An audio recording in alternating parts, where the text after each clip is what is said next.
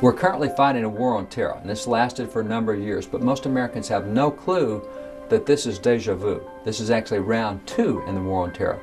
We actually sent 4 military expeditions overseas to the same region where we're fighting now to fight Muslim terrorism back then. We spent literally 32 years fighting Muslim terrorism, from 1784 in the Continental Congress through the presidency of George Washington and John Adams and Thomas Jefferson and James Madison up until 1816.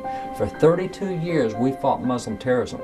Matter of fact, George Washington, by 1795, the 7th year of his administration, 16% of the federal budget was dedicated to the war on terror. Our first 3 diplomats that were sent by America to negotiate with Muslim terrorists were John Adams and Thomas Jefferson and Ben Franklin.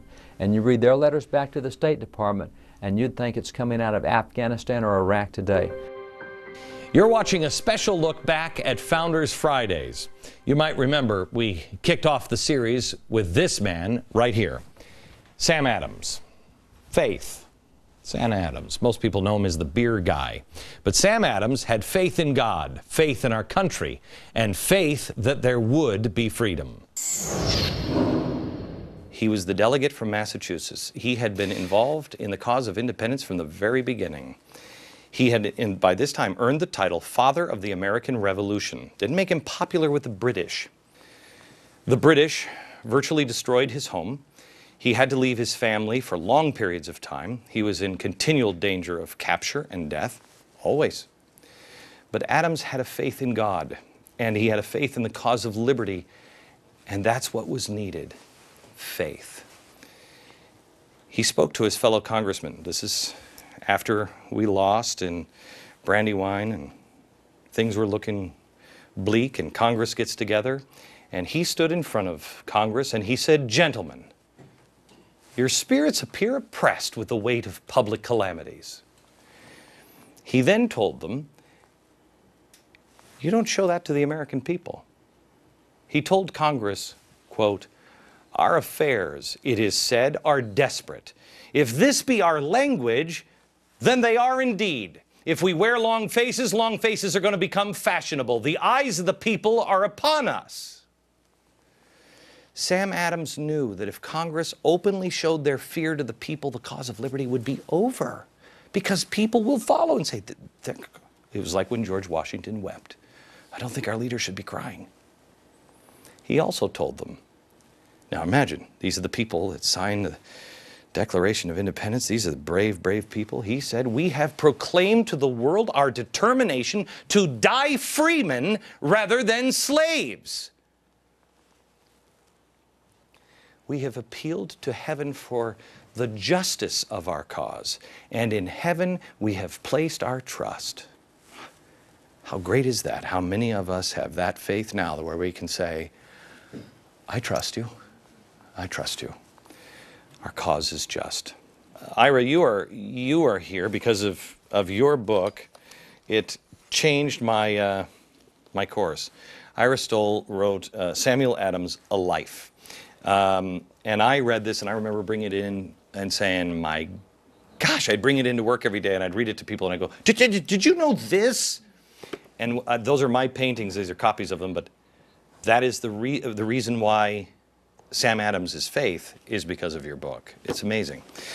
We also have David Barton here from Wall Builders, and I want to spend some time just getting to know this guy a little bit. First of all, did you know who you were going to find when you started doing research for your book? Well, I had a vague idea that he was one of the most steadfast of the Founding Fathers, but I really didn't know what motivated it. And you're right, it really was the faith. And as I got into it, I saw that Samuel Adams really believed that God was on the side of the Americans and that they were like the Israelites fleeing slavery in Egypt. Yeah, it was amazing.